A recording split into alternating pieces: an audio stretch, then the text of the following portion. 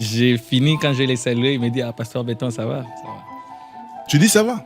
Ah, c'est lui qui me dit Pasteur Non, Béton. quand il te dit ça va, toi tu dis ça va. Non, Herman. Non. Comment tu peux dire au président que ça va? Comment ça va? Et s'il part? Mon père est drôle, mais il pense qu'il peut être humoriste. Voilà. Je pense qu'on va la noter. Prochain spectacle. Là. Moi, je suis carréleur, c'est ce que j'ai fait. Et tout ce que je pourrais faire, c'est d'apprendre. T'as fait ça? Ouf. Non. Mais il me suit. Bon, Le mec, il a été carréleur. Ciment. Carreaux et tout. T'as cassé 2-3 carreaux. J'imagine qu'il fallait encore Le payer. troisième jour, j'étais à la maison, je lui ai dit, je ne suis pas prêt. Direct de la télévision nationale, donc on ne peut pas prendre le risque de te laisser passer comme ça, ouais. sans qu'on sache qu'est-ce que tu vas aller dire là-bas. Ok. Donc du coup, la garde rapprochée t'écoute, dit non. Fais nourrir. Et je suis sûr qu'ils ont pas la tête à rigoler. Ils vont pas rigoler. J'étais là, j'ai répété mon sketch. Ils étaient là. J'ai dit, faites même ça. Appelle tes gens pour les expliquer. Tu les appelles pour les expliquer pourquoi les Real, c'est l'équipe la plus nulle du monde. Il y a tellement des explications sur toutes ces questions en fait, que nous nous posons. Dors même carrément. Ok, d'accord. Il quitte pas la pièce. Ouais. Le très populaire, en tout cas, lui, il a fait le carton en Espagne. Kylian Mbappé. Herman, tu abuses. Kylian.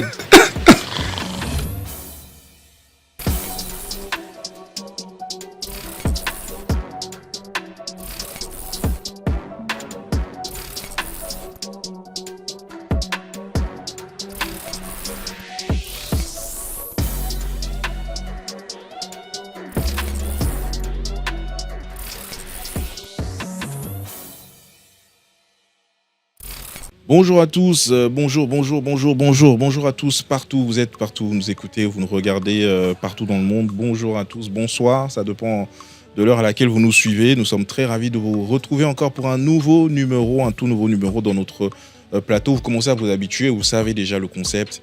On est là autour d'un verre, toutes les semaines avec des nouveaux invités, avec des nouvelles histoires à vous raconter. Et comme vous le savez, je suis pas seul, je suis toujours accompagné de mon fidèle acolyte que je vais saluer tout de suite. Bonjour Bouli. Salut Simon et salut à toute la communauté qui nous regarde et qui n'arrête de nous envoyer des feedbacks. En tout cas, c'est un grand plaisir pour nous de savoir que vous êtes nombreux à suivre ce podcast autour d'un verre.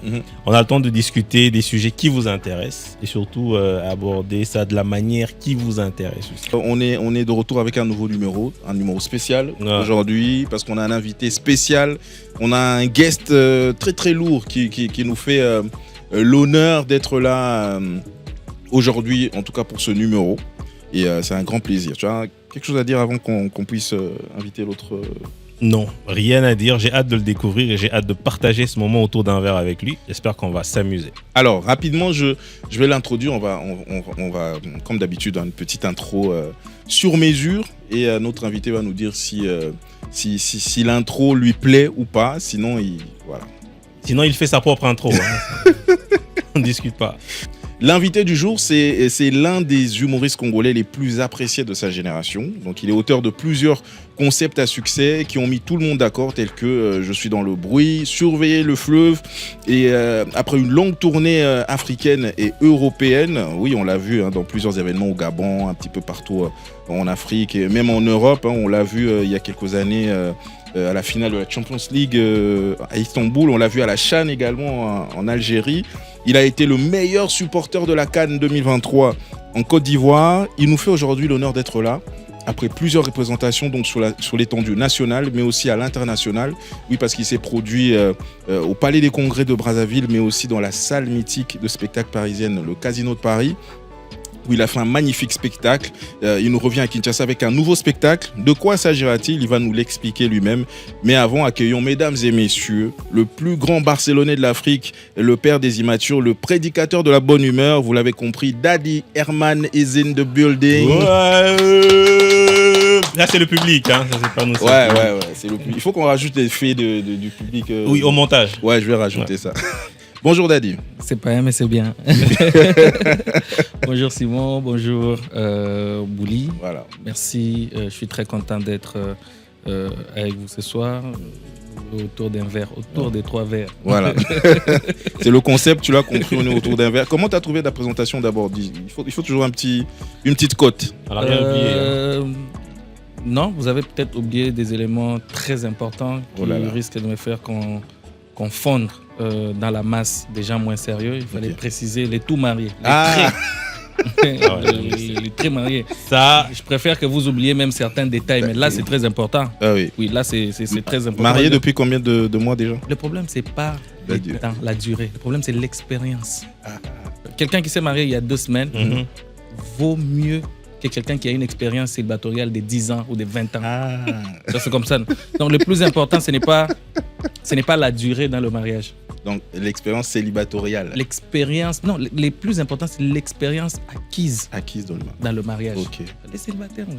mais l'émission vient à peine de commencer Donc, franchement, Non, mais et c'est les très- célibataires sont servis. C'est très important de recadrer les choses dès le début. Ah, Parce ok. que je ne voulais On pas, en fait, s'excuse. parce que les gens peuvent me voir comme Oui. ça, vous n'avez pas précisé, et puis ils vont Ouais. penser que je suis dans leur camp. Or, Voilà. moi, je ne suis pas là-bas. Voilà. On s'excuse Daddy. Désolé. En tout cas, Ça va, c'est pas. mais à coup pas. On n'aurait pas dû. C'est vrai qu'on aurait dû penser à ça. Du coup, on va demander à tous les célibataires de suivre l'émission pour avoir envie. Et se ils marier. peuvent même pas suivre. Ah, qu'on les chasse. Et tiens. Mais tu les as quand même invités à ton spectacle en même temps. C'est ça aussi déjà. Attends, tu as besoin de leur argent. Ah, oui. C'est ça aussi déjà. Au spectacle, ils peuvent être là, non seulement eux, même les fans des équipes qui. Non. Continue. Des équipes qui ont plusieurs Champions League. Continuons l'émission. Ok, d'accord. Alors, en tout cas, on est très ravis de te recevoir. Hein. Donc, comme c'est l'ambiance, vraiment, comprenez, on est autour d'un verre. Aujourd'hui, on reçoit Dadi, Herman Amissi. Avant de commencer, parle-nous un peu de ta journée. Comment tu as passé ta journée aujourd'hui? On est en pleine préparation de Je vais vous expliquer. Ces spectacles inédits qui arrivent, qui dit nouveau spectacle, c'est un nouveau défi, c'est un nouveau stress. Donc, mes journées ces derniers temps se ressemblent presque. C'est-à-dire, tu te réveilles, il y a des rendez-vous par-ci par-là, il y a des réunions liées à l'organisation, donc tu dois répondre un peu plus présent partout. Donc, on est là, une journée un peu chargée, mais qui se termine très bien avec ce moment de relax. Oui, mais généralement, pour être plus précis, dans ta journée, quand tu te réveilles, directement ces réunions, est-ce que tu as des heures de répétition dans la journée ou bien c'est Ok. directement dans les bureaux des partenaires? Ok. Pour tout ce qui est répétition, je pense que c'est programmé en avance. Donc, je sais par exemple que dans la semaine, on a 3 jours de répétition. Ça peut être mardi, jeudi et samedi, par exemple. Non, pas samedi. Ça peut être dans le bruit. Mardi, jeudi et vendredi, par exemple. Donc, c'est bien cadré. Tu sais déjà en fait que c'est comme ça. Mais les autres jours, vu que je ne suis pas seulement humoriste, je suis aussi entrepreneur culturel. Donc, quand il y a un événement comme ça, c'est une autoproduction. Donc, tu dois être sur terrain, tu dois être à gauche et à droite pour essayer de mieux organiser les choses. Donc, il y a tout un calendrier, tout un planning pour mieux suivre tout ça. Bien établi. Mais avec qui tu passes tes journées généralement? Enfin, avec qui Herman passe ses journées, à part ta femme, bien sûr. Tu vois, non? Il faut toujours préciser. Je commence à comprendre. Comme tu vois pourquoi c'était très important de préciser au début. Oui. Ouais, Voilà. Je pense que je suis trop casanier. ok. Trop casanier. Je passe un peu plus de temps à la maison, mais beaucoup plus avec mon équipe. J'embête trop mes gens en fait. Tu es où? Non mais viens. Des fois il arrive comme ça. Mais tu me cherchais pourquoi? Sois là. Sois là. Je passe un peu plus de temps avec les gens de mon équipe. On essaie de discuter, on essaie de rajouter les idées les unes sur les autres. Mais après je les chasse parce que je dois rester avec ma femme, l'os de mes os. Ok, on a compris. Célibataires ont souffert. Ils peuvent pas comprendre ça. Ils peuvent pas comprendre Mais ça. avant de continuer, quand tu parles de ton équipe, j'aimerais juste savoir comment est constituée ton équipe. Tu as un assistant, tu as des gens qui écrivent pour toi, tu as ton manager, tu as le gars qui va filmer. Enfin, quand tu parles de ton équipe, comment tu le constitues? Alors en soi, J'ai une équipe qui est pilotée directement à partir de Paris. Donc, on a une équipe principale qui gère le tout. Mais après, j'ai une forme de représentativité en fait, sur Kinshasa, à Lubumbashi et puis en Afrique du Sud. Donc, ça nous permet de contrôler tous les éléments, en fait, que ce soit dans la capitale, que ce soit ailleurs, donc en dehors du pays. Et ici, j'ai une équipe presque de plus de 20 personnes, même s'ils ne sont pas tous directement liés. Mais quand il s'agit du travail, on a presque 20 personnes en fait, qui bossent avec nous. Après, il n'y a pas de tâches particulières, non. Peut-être pour mon réalisateur, c'est connu, il est là, je suis avec lui partout. Peut-être mon gars de sécurité avec qui je suis. Mais les autres, c'est une famille et on se complète. Si on doit réfléchir sur des idées de tournage, par exemple, dans la plupart des cas, des temps viennent de moi. J'ai une idée, je la mets sur table, on discute tous. Tu es peut-être manager, oui, mais tu as un côté drôle. Tu as ta manière de voir, tu as ta définition de l'humour. Donc quand on met une idée sur la table, c'est chacun en fait qui dit ce qu'il en pense. Quand il y a un projet, mêmement, donc tout ce qu'il y a, on les traite comme ça. Mais maintenant, quand il y a des particularités ou encore des tâches particulières, c'est là où on regarde chacun dans son domaine. Ok, toi tu fais ça, toi tu fais ça, toi tu fais ça. Ok. On te voit souvent, c'est vrai, t'es plutôt musique. On te voit souvent faire plein de trucs avec de la musique, écouter de la musique. C'est pas rien, oui, mais ça reste bien. Est-ce que tu peux nous dire la playlist que tu as en ce moment? On va un peu dans le divers comme ça. C'est quoi que tu écoutes en ce moment? C'est quoi que tu as sur ton téléphone en mode dans le véhicule? Franchement, ouais. Mets-moi ça. Le premier son que tu mets. Moi, ma playlist, elle change pas, elle change presque pas. La playlist de Daddy, s'il vous plaît. Hein, il y a un gars là, il y a un gars de mon pays, avec beaucoup de fétiches. Ah ouais. Lui, je sais pas comment. Je suis un homme de Dieu, mais il arrive à m'avoir. C'est comme ça que j'ai dit, ces gens-là, ils sont très loin. Ils sont très loin. Ils arrivent toujours à mettre des petits pièges musicaux, des trucs comme ça. Toi, tu vas voir, non, je suis en train de jouer, et puis pouf, tu es déjà dedans. Tu vois.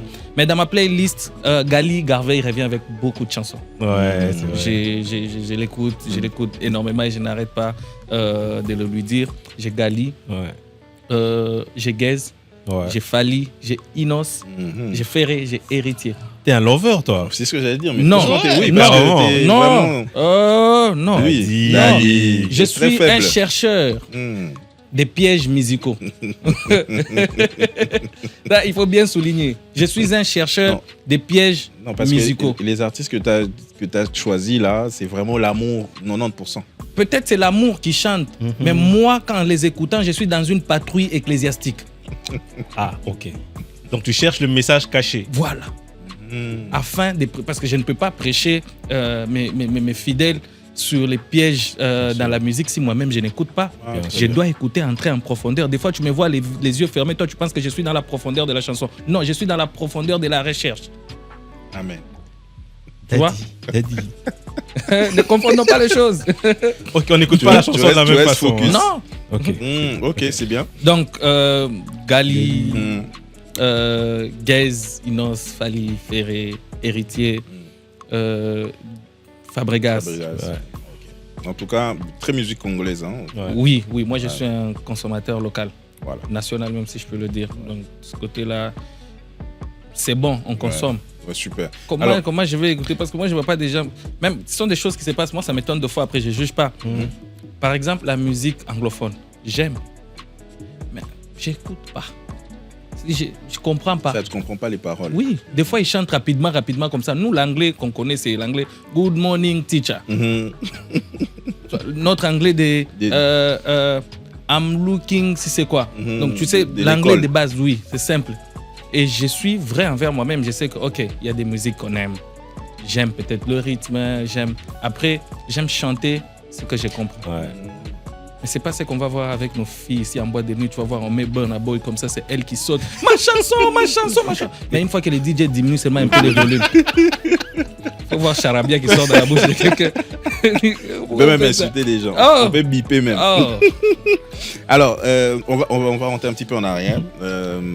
Aujourd'hui, je sais que tu en as déjà parlé plusieurs fois, mais tes parents, quand ils te voient, quand ils voient ce que tu as accompli aujourd'hui, est-ce que tu penses qu'ils sont vraiment fiers de toi, ou est-ce que comme tout humoriste, on connaît cette vanne où voilà la réaction des parents la première fois. Et dans la plupart des cas, quand on parle, les gens pensent que c'est faux. C'est ce qu'on se dit. On dit non, ce qu'on se les dit, parce humoristes qu'apparemment, toujours, c'est la ils même se histoire. copient la même Les histoire. humoristes, c'est la même histoire. Les humoristes, c'est la même histoire. Excusez-moi, l'effet est que c'est la réalité africaine. En Afrique, la culture, elle est la même partout. Nos parents, en fait, on dirait qu'ils ont une réunion des parents africains. Une fois l'année, ils se retrouvent et même ils se disent comment est-ce qu'ils doivent se comporter, quelle attitude ils doivent avoir envers leurs enfants. Et c'est comme ça, en fait. Il y a peut-être, oui, on ne pourra pas exclure qu'il y ait des exceptions, mais après, tous les parents sont les mêmes. Tous les parents sont les mêmes. Aucun parent n'aimerait, en fait, voir son fils échouer. Tous les parents rêvent que leurs enfants fassent mieux. Et je ne sais pas, peut-être aujourd'hui, il y a quelques années, en Afrique, est-ce que l'humour était une évidence au fait de réussite? Non. Ah, ça c'est clair.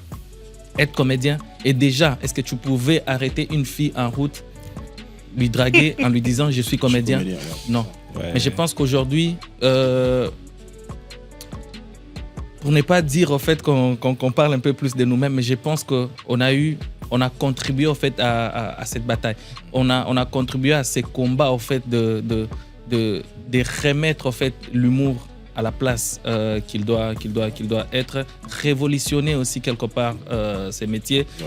Ceux qui nous ont précédés, nos grands frères, nos papas, ils ont fait leur part, ils se sont arrêtés quelque part. Il était impérial, je le dirais comme ça, pour nous aussi de récupérer et de le remonter au fait à un autre niveau. Peut-être qu'on n'est pas encore arrivé là où il doit nécessairement être, mais je pense que nous sommes sur le bon chemin. Quand je dis nous, c'est-à-dire moi et tous ceux qui font la fierté de ces métiers. Et c'est pas faux. Moi déjà, est-ce que j'avais le courage de me tenir devant ma mère ou devant mon père, de lui dire papa, je vais devenir comédien. Je suis aîné de ma famille. J'ai des frères et sœurs, jeunes frères et jeunes sœurs derrière moi qui comptent sur moi. Et toi, tu vas te tenir devant ton père pour lui dire papa, je vais devenir comédien. C'est déjà la première blague, en fait. Très chaud. Déjà la première blague. Ouais. Et qui va pas faire rire Comédien pour faire quoi? Leur faire rire pour oublier la souffrance. Il faut te trouver un métier. Il faut être quelqu'un en fait pour prendre soin de ceux qui sont derrière toi. Ouais. Mais maintenant, la force, la capacité à te dire je peux et je vais y arriver. La capacité, la force à accepter, à se convaincre que certes, c'est vrai, il n'y a pas de saut métier. C'est faire accepter ça. C'est vrai qu'il n'y a pas de saut métier. C'est une expression qu'on dit tout le temps. Il n'y a pas de saut métier, il n'y a pas de saut métier. Mais ce qui est sûr, il y a un métier, si on te le donne actuellement, tu ne vas pas accepter. Ouais. Donc on le dit juste peut-être pour dire. Mais le fait d'accepter de prendre ces métiers que l'on considère comme sauts, de les prendre et de le ramener en fait à un niveau où on regarde, on l'accepte, on te respecte en fait, au sujet de ça. Je pense que les gens qui arrivent à faire ce genre de choses, ce sont des gens qu'on devrait applaudir et dire ok, ce sont des vaillants. Non, mais c'est très légitime pour toi et on le sait, on le respecte énormément. On voit énormément les efforts que tu fais aujourd'hui et nous, on est vraiment très fiers de ce que tu as apporté. Après, la question, et justement, pour la revenir question de chez les savoir si mes parents, parents étaient fiers. est-ce qu'ils étaient fiers? Est-ce qu'ils sont fiers est-ce qu'ils sont aujourd'hui? fiers ou pas? Mais l'autre question, enfin, j'avais même pas fini, c'est dans quel domaine ils te voyaient exercer, enfin, te développer au cas où tu faisais pas l'humour? Ok. Déjà, dans quel domaine ils me voyaient? Moi, j'ai rêvé d'être journaliste. Je suis diplômé en latin philo. Après, j'ai fait la faculté des lettres. Mon objectif, c'était ça. Je me voyais être journaliste. Et Dieu, peut-être, n'a pas à 100% écouté les prières de ma mère, mais il les a quand même écoutées et m'a orienté. Parce que je ne suis peut-être pas journaliste, mais on est presque dans le même département. Exactement. On parle devant les gens et les gens nous écoutent. Et tu passes beaucoup à la télé, à la radio. Ben voilà. Ils sont fiers. La question d'être fiers, je pense qu'eux-mêmes, ils sont même fiers d'être fiers. Ouais. Ils sont fiers. Punchline. Ils sont fiers d'être fiers. Aujourd'hui, tout parent qui voit son fils réussir ou encore sur la voie de la réussite ne peut qu'être fier. Et nous, on se bat. On se bat et on pense être peut-être sur la bonne route, même si on est encore au début, et voir d'où on a commencé, d'où l'on vient et jusqu'où où nous sommes aujourd'hui. Les pas qu'on a fait ne peut que rendre fiers les parents. Donc, c'est aussi une occasion de leur dire merci. Merci pour l'encadrement, merci pour tous les sacrifices et surtout, merci pour d'avoir cru. Ça, c'était pas facile, même si... Très important. Même s'il fallait beaucoup fallait beaucoup de sacrifices pour que ça arrive comme ça. Des fois, on dit des choses, les gens pensent que c'est faux, écoutez, c'est faux. Rien, même pas. Moi, ma mère a su en premier, elle était la première à savoir que j'étais comédien, que je faisais de l'humour. Déjà, avoir le courage de lui dire de prononcer comédien. Tu as l'impression de sortir une déception directe, en fait. Elle me dit, elle va se dire quoi?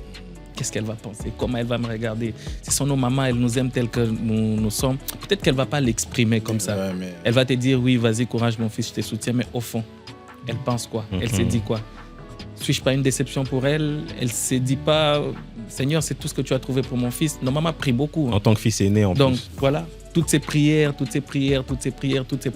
c'est pour qu'ils finissent comme ça. Et je pense que c'était l'une de mes motivations, en fait, pour me battre. Ne pas la décevoir. Pas la décevoir. Ne pas décevoir mon père qui a sorti énormément d'argent, en fait, pour mes études. Donc, il fallait qu'il y ait un retour positif, en fait, par rapport à tout ça. Et pour ça, j'ai travaillé. Bouli est là. Il fait partie des gens, en fait, qui m'ont vu commencer. Il fallait travailler dur. Avoir le courage de se relever le nombre de fois où on tombe, ça, c'est le plus important. C'est encore beaucoup plus important. Et ne pas se limiter. Ne pas se limiter. Et surtout, comment on dit en français? Trop focus sur l'argent. Ne pas être cupide. C'est vrai. Tout de suite. Voilà. Ne pas se dire tout de suite. Et ça, c'est un problème en fait, qu'on croise maintenant. Je n'ai pas envie de dire avec certains de nos amis jeunes. Moi, j'ai eu une amie qui m'a conseillé au début. Elle m'a dit, écoute, tu es drôle. Moi, je te connais. Tu es très drôle. Vas-y, bosse sur ton talent et tu verras que l'argent viendra. Ne bosse pas pour avoir l'argent. Bosse sur ton talent, installe-toi et tu verras que l'argent viendra de soi. Et aujourd'hui, on a certains, en fait, quand tu vois, c'est-à-dire, il veut tout arrive tout de suite, quoi. Pape, j'ai ça.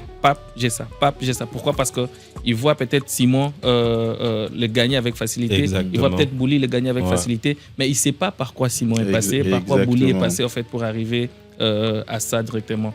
Donc, l'idée de brûler les étapes, c'est la plus mauvaise des idées. Et c'est quelque chose que je ne conseillerais pas à nos amis qui vont nous suivre. Ils veulent évoluer. Donc, il faut vraiment investir, d'abord. Il faut travailler sur soi. Travailler sur soi, c'est très important. Je pense qu'une fois, on était en train de discuter, tu étais en train de me conseiller, on était sur quelque chose, sur une discussion qu'on avait, je te disais, Bouli, pas ça. Tu me dis, Herman, vas-y. C'est un investissement. Je l'ai suivi, on est allé, je l'ai fait. Et après, je vois en fait qu'il y a eu des retombées positives. Pourquoi? Parce que quelque part, j'ai été patient. Voilà. La patience. C'est vrai que c'est important. Mais puisqu'on parle de ton père et de ta mère, on dit que les enfants tirent souvent quelque chose des parents.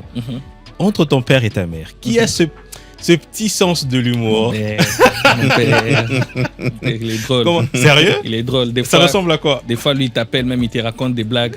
Des fois, c'est même pas drôle. Tu sais qu'il va te suivre. Mais lui, c'est quoi drôle? Il est drôle. Drôle, il est. Drôle, il est. Maintenant, je sais pas si il est... Tu vois, l'excès de confiance. C'est pas toutes les blagues qui marchent. Il t'appelle, il dit petit... Il dit en swahili, nous on a kaboka moi venu à Aka qui a piqué mina que je dis papa raconte. Et puis il va commencer à te raconter. Ça va pas passer. Et là toi tu l'écoutes seulement avec le téléphone. Tu l'écoutes mais ça avec mon père parle. Mon père il peut t'appeler au téléphone, il dit écoute, je suis occupé, je te prends une minute pour te dire un truc. Un jour. Et puis il peut te parler comme ça après 3-4 heures au téléphone, c'est à la fin qu'il te dit je ne vais pas te prendre beaucoup de temps. Tu viens de me prendre beaucoup de temps. Donc, des fois, qu'est-ce que tu fais? Il te raconte. C'est pas drôle, mais tu ris quand même. Pour le encourager. Papa, c'est là, elle est bonne. Coupe d'abord, je vais l'écrire pour ne pas l'oublier. Non, mais concrètement, est-ce que tu as une blague de lui? Est-ce que tu as une histoire, peut-être même une histoire où tu t'es dit, papa, là, il a fait fort? non, tout de suite. Attends. Ou c'est vraiment au quotidien, vu les blagues, Non, ça vient. Mais il y en a quand même vraiment que tu as déjà. Pas au côté. Non, j'ai jamais utilisé. T'inquiète, En fait, mais il va pas te demander de il droit est- d'auteur. Il est. Attends, mon père est drôle. Mhm. Mon père est drôle. Mais il n'a pas ce talent, en fait, de raconter des trucs que je peux utiliser dans l'humour. Hmm. Il a, on dit un sens. De l'humour ou... Il a l'essence de l'humour. Ok. Tu vois, l'essence de l'humour, ça peut être par des réflexes. Ouais, Tel qu'on c'est est vrai. là. Tu vois, Une réplique, il te dit, voilà. mais tu donnes, ouais.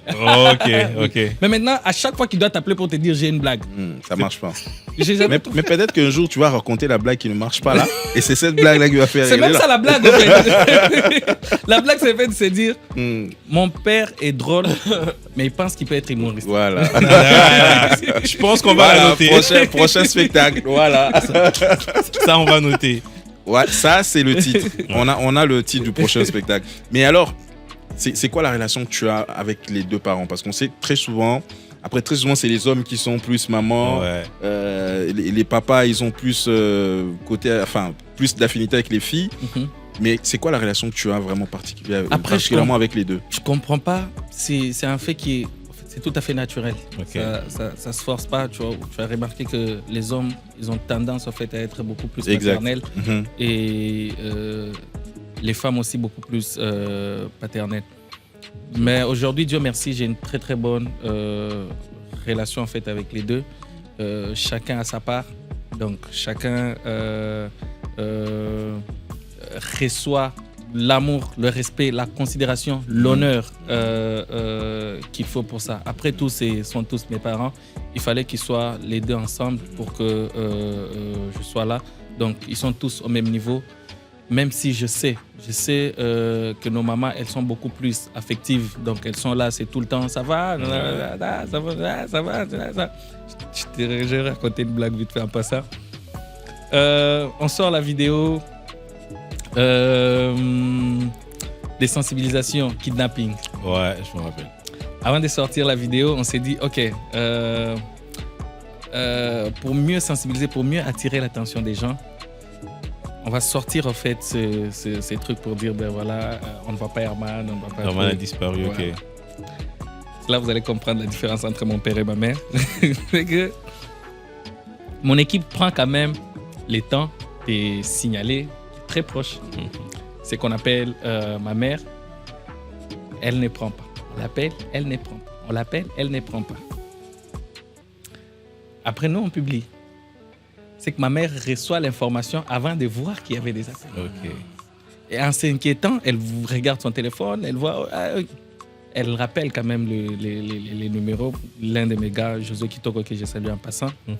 Et tu sens en fait, mais dis-moi, maman, sois calme, j'étais déjà en train de... Oui, mais pas tout ça. Non, il va bien. Mon père n'appelle pas. On l'avait pas appelé. Hein. Il n'appelle pas. L'information passe. Ouais. Josué décide quand même de l'appeler. Il dit non, mais papa, vous savez. Il dit quand il va finir, il va se montrer lui-même. Les gens s'inquiètent. On ne les voit pas. Il dit, lui-même, quand il va finir, C'est il en train de faire. il va se faire voir. C'est que tu comprends, ça signifie pas qu'il t'aime pas. Ouais, mais évidemment. Non, il est là, il s'est dit, lui là, Ce petit là, il est dans des. il est là, il est quelque part là. Il va se faire voir. Donc chacun a juste sa manière à lui d'exprimer l'amour. Nos mamans, elles sont beaucoup plus affectives et beaucoup plus attachées. Et nos papas, en fait, ils ont peut-être une manière dure, mais c'est comme ça en fait qu'ils expriment leur amour. aussi leur amour. Donc il faut déjà une combinaison des deux pour que ça donne quoi. Ok. C'est, tu as raconté, on a suivi une interview où tu disais que tes débuts, c'était avec une amie, je crois qui s'appelle Kalenga, Naomi. Tu n'avais pas vraiment l'intention de faire ça. Tu étais drôle, amusant, mais tu voulais pas vraiment faire un métier. C'est ce début de carrière comme ça. Mais tu as eu un long parcours, c'est sûr.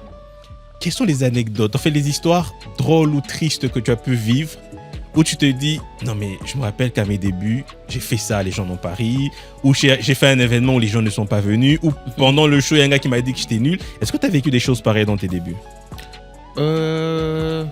Des bides sur scène, oui. Mais je pense que tout humoriste ne peut que passer par là. Ouais. Mais après, je trouve que ce sont des expériences, ce sont des choses par lesquelles il fallait passer pour se mûrir encore, pour se construire, pour se forger et adopter certaines attitudes en fait, qui te permettent de te sortir en fait, des circonstances pareilles. Donc, il y a des moments où tu as été sur scène, je me rappelle une fois, au Pullman. Oui, au Pullman, avec le Louboum Comedy Club. Ok. C'est que je monte sur scène, je passe, je lance la première blague, c'est bon. La deuxième, moyenne. La troisième, rien. La quatrième, rien. Et j'étais sur scène, je ne savais pas quoi faire. Les gens ne riaient plus, les gens me regardaient. J'ai fait quelque chose qui n'était pas prévu, c'est que j'ai appelé Benjamin Kaiter sur scène. Pour qu'il vienne faire quoi? C'était À la le stress. Je ne savais même pas qu'est-ce que je faisais sur Madame Ben. Non. Il avait de l'expérience, il a compris en fait que j'avais... Tu étais dans l'eau. En fait, j'avais déjà planté. Il est remonté et tout de suite, en fait, c'est lui maintenant qui m'a orienté. Ça va. Mais Ben, tu vois, je savais même pas qu'est-ce que je pouvais dire. Et tout ce qu'il a pu faire, c'est il a lancé peut-être une petite blague. Ouais. J'ai répliqué sur ça, les gens ont ri. Après, messieurs et dames, maximum d'applaudissements pour Herman Amis. Je suis rentré, j'ai pleuré. Ouais. Oh, Et dans ce genre de moment, tu te dis quoi? Est-ce que j'arrête? c'est en ces moments où tu te remets en question, évidemment. Tu te remets en question, tu te poses des questions existentielles. Suis-je vraiment appelé à faire ce métier? Est-ce que je suis drôle? Est-ce que je ne force pas? Est-ce que... Après, tu as besoin des gens qui te connaissent vraiment, tes côtés. C'est en ce moment-là où tu as besoin qu'on te rappelle que tu es bon. C'est en ce moment où tu as besoin qu'on te rappelle que tomber fait partie du parcours, fait partie du voyage. Il faut que tu tombes comme ça en fait, pour que tu te relèves encore. Tu sais que si ça n'était pas arrivé, tu allais penser que tu es mieux. Il fallait que ça arrive comme ça pour que tu te ressaisisses, pour que tu maîtrises tes erreurs et que tu essaies de le corriger en fait, pour la prochaine fois. Et c'est comme ça qu'on a appris à se forger. Et tout de suite, tu as besoin de revenir sur scène le plus rapidement possible pour essayer d'oublier ce qui s'est passé avant. Voilà, mais avant de continuer, j'allais dire, t'as vraiment pas commencé sur scène, t'as commencé avec des vidéos sur Internet. Non, j'ai commencé sur scène. Ah, t'as commencé vraiment sur scène. J'ai commencé sur scène. Les vidéos, c'est l'avènement en fait, de la Covid-19. En fait. Ok. La Covid qui arrive, on ne peut plus réunir les gens physiquement. Il fallait chercher un moyen en fait, de rester en contact avec le public. Ouais. Et non seulement au-delà de ça, c'est que en ce moment-là, je décide, moi, d'arrêter les boulots, le travail que je faisais avant. Je travaillais dans un casino comme serveur. Ok. Et quand j'ai cette opportunité, en fait, cette chance, moi je l'appelle comme ça, d'être humoriste, quelque chose que j'aimais, c'était une passion pour moi. Je décide d'arrêter le travail en fait, que je faisais. Je me suis dit que je devrais me concentrer en fait, sur ma carrière d'humoriste. Mais maintenant, je suis dans une maison où j'habite avec quelqu'un. Okay. À la fin du mois, il faut que tu ramènes quelque chose en fait, à part pour contribuer. Je pense qu'à l'époque, on louait une maison sur Polo. Les gens qui sont à Lubumbashi connaissent l'avenue Polo. On payait $80 le mois. Ouais. $80 le mois et il fallait au minimum ramener au moins 30-40$. Parce que c'est lui, mon gars avec qui j'habitais, Trésor Kabamba, que j'ai salué en passant, il est aux États-Unis aujourd'hui. C'était sa maison. Et moi, on dit comment hébergé. Il m'a hébergé en fait. Il m'a hébergé, mais je devrais quand même faire le minimum. Ouais. Donc, il fallait contribuer à quelque chose, soit au loyer, soit à la provision, soit. Et au casino où je travaillais, c'est lui, au fait, qui m'a ramené là-bas. Okay. Il m'a dit, gars, regarde, au lieu que tu sois juste comme ça, viens, tu peux être là-bas, ça peut te permettre de gagner quelque chose et de voir comment est-ce que tu vas faire. Et lui, en ce moment-là, il préparait, en fait, son voyage pour les États-Unis. Okay. Comme ça qu'il m'a dit, je ne vais pas te demander de payer la maison tout de suite, au fait, $80. Je vais essayer de commencer à payer et tu pourras commencer à rajouter ce que tu payes. Entre-temps, essaie d'économiser pour que quand je vais partir, tu sois capable de commencer à payer toi-même. Ouais. Maintenant, tout de suite, tu vois, j'ai décidé d'arrêter le boulot On habite avec lui. C'est lui qui m'a donné ces boulots. J'ai décidé d'arrêter. Pourquoi? Parce que je vais faire la comédie. Ouais. Il m'a sorti une phrase un jour, ça m'a fait rire. Il m'a dit Yo, comme un comédien. Oui, Tintin Mbinzo. Je pense que ce sont des comédiens qui évoluent chez Dauphin Blavatin, si je ne me trompe pas. Et lui, il était plus théâtre. Ok. L'humour en lingala, c'est son truc. Ouais. Et là, il commence à te sortir des noms. Yo, Tintin Mbinzo. Donc, tu ne pourras pas faire face, quoi. Donc, toi, tu veux me dire que yo, on ne pas place de Bangwan. Je lui ai dit, écoute, je pense que c'est ce que j'ai choisi. Ouais. Et là, ça l'a frustré en fait, parce qu'il savait déjà, il se disait comment ce gars va faire pour trouver de l'argent, alors que je l'ai mis quelque part où il pouvait trouver les peu. Ma première prestation en fait au Louboum Comedy Club, et ça c'était la grande motivation pour moi en fait de laisser ce travail-là. Okay. Là où j'ai travaillé au casino, on me payait à peine $120 le mois pour 10 heures par jour. Et la première scène que j'ai en 2018 avec les Souke et Siriki au Pullman, on me paye $200 pour un sketch de 7 minutes. Donc je me rends compte, j'ai dit non mais un sketch de 7 minutes, j'ai $200, j'ai tout mon temps. Je vais là-bas, je dois travailler 10 heures. C'est-à-dire quand tu entres à 6 heures, tu sors à 18 heures. Et à la fin du mois. À la fin du mois, j'ai $120. Jamais de la vie. C'est clair. Et Benjamin Kaitare, il m'a dit, écoute, on ne suit pas 2 lièvres à la fois. À toi de voir. Soit tu te concentres sur ton boulot. L'humour, on peut en faire une carrière, un métier. Soit tu te concentres sur l'humour. Pour moi, je dirais que la passion a pris les dessus sur la raison. J'ai choisi ce métier. Pas parce que d'abord j'avais gagné $200 de l'autre côté, parce qu'après je ne savais pas qu'est-ce que ça allait donner, mais parce que j'aime faire rire. J'aime voir les gens heureux. J'aime lire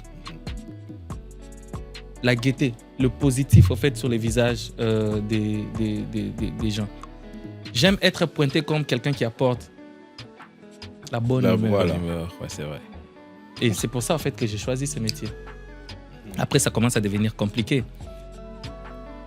Je me retrouve un peu parce que quand tu laisses le boulot, tu as ton décompte final. Voilà, ça te permet, tu vois, tu gonfles un peu. Ben voilà, écoute, je peux tenir. C'est pour un temps. Je peux faire, c'est pour un temps. Et après, tout de suite, ça te rattrape. Tout de suite, parce qu'avec le Louboum Comedy Club, les prestations, c'était pas chaque mois. Non plus chaque 2 mois, non. Le Louboum avait un grand événement tous les 6 mois. Et à peine peut-être chaque 3 mois qu'il pouvait y avoir des comédie clubs. Et encore avec le comédie club, moi pour la première fois que j'ai participé à un comédie club, c'est 15 000 francs qu'on m'avait payé. Ouais. Un peu comme le transport, quoi. Voilà. Maintenant, qu'est-ce que j'ai fait? C'est qu'après cette prestation-là, on s'accrochait maintenant à des interventions dans des fêtes de mariage. Tu devrais faire être quelque part en fait où tu dois participer. Je me rappelle une fois, j'appelle Koubix Koufateli, qui est un frère, un ami des Lubumbashi que j'ai salué aussi en passant. Je lui dis, comment vous faites pour animer le mariage? Explique-moi juste. Moi, tout ce que je sais que je suis drôle, je sais que je peux parler français. Et c'est ces côtés-là que moi, je peux ramener en fait dans l'animation.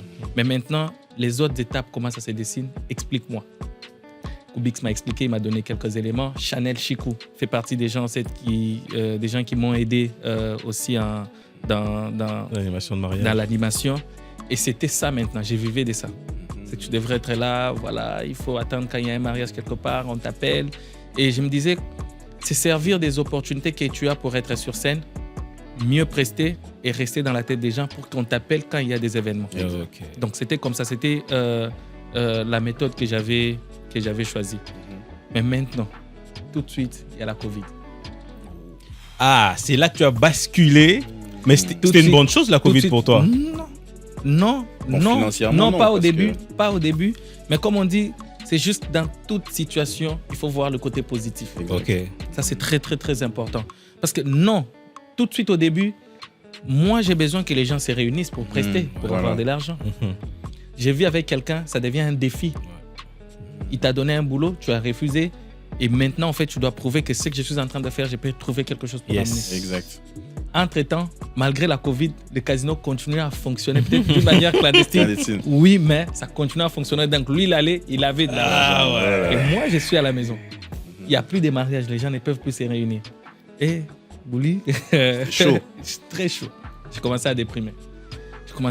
Parce qu'après, Ils pouvaient pas te les dire comme ça, mais ils pouvaient toutefois parler chez des amis, chez Et les tu proches. sens- tu vois tu sens maintenant, ça. hein, voilà, je dis, ah, regarde, maintenant, Thalès connaît combien on a. Ouais. Hey, il m'avait même surnommé Cyric.